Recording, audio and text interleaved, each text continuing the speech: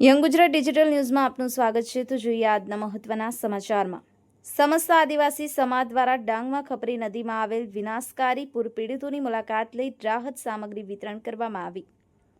ડાંગ જિલ્લાના આહવા તાલુકાના ચીકટિયા, વાંગડ, સતી જેવા અનેક ગામોમાં ખાપરી નદીના ગત અઠવાડિયે ઉપરવાસમાં પડેલ ભારે વરસાદના લીધે મધ્યરાત્રિએ આવેલ વિનાશકારી પૂરમાં ખૂબ જ ઊંઘમાં જ લોકોમાં ઘરોમાં પાણી ફરી વળતા ઘરવકરી, ગાય, ભેંસ સહિત પશુધન તણાઈ ગયા અને જાનહાનિ પણ થયેલ. એ બાબતે ઘટના સ્થળે પરિસ્થિતિનો કયાસ મેળવવા સમસ્ત આદિવાસી સમાજ ગુજરાત રાજ્યના પ્રમુખ શ્રી ડોક્ટર પ્રદીપભાઈ ગરાસિયાની આગેવાનીમાં ડાંગમાં ખૂબ જ લોકપ્રિય વરિષ્ઠ તબીબ ડોક્ટર એ.જી. પટેલ, નવસારી જિલ્લા પ્રમુખ શ્રી ડોક્ટર નીરવ પટેલ, ભાવિક પ્રદીપભાઈ, નિવૃત્ત આચાર્ય, રાષ્ટ્રીય કક્ષાના વોલીબોલ પ્લેયર કૌશિક જાદવ, કિરણ બાગુલ સાથે મળી અને પહોંચ્યા હતા. સરપંચ રવિન્દ્રભાઈ અને મધુભાઈએ સમસ્ત આદિવાસી સમાજની ટીમના સભ્યોને અસરગ્રસ્ત પરિવારો સાથે મુલાકાત કરાવી હતી.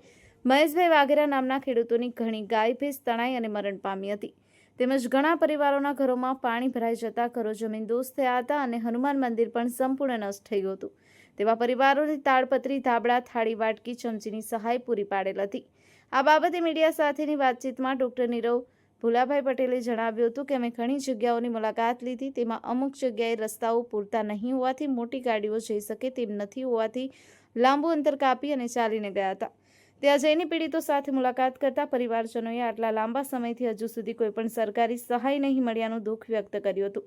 આ બાબતે ડાંગ કલેક્ટરને અમારી અપીલ છે કે પૂર પીડિત પરિવારોને ઇમરજન્સી રિલીફ ફંડમાંથી તાત્કાલિક સહાય પૂરી પાડવામાં આવે, જેનાથી તેઓની જિંદગી ફરીથી પાટે ચડી શકે.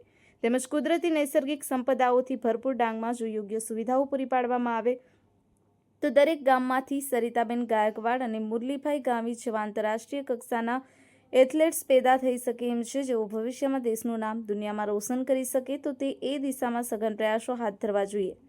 Young Gujarat digital news team, Dang.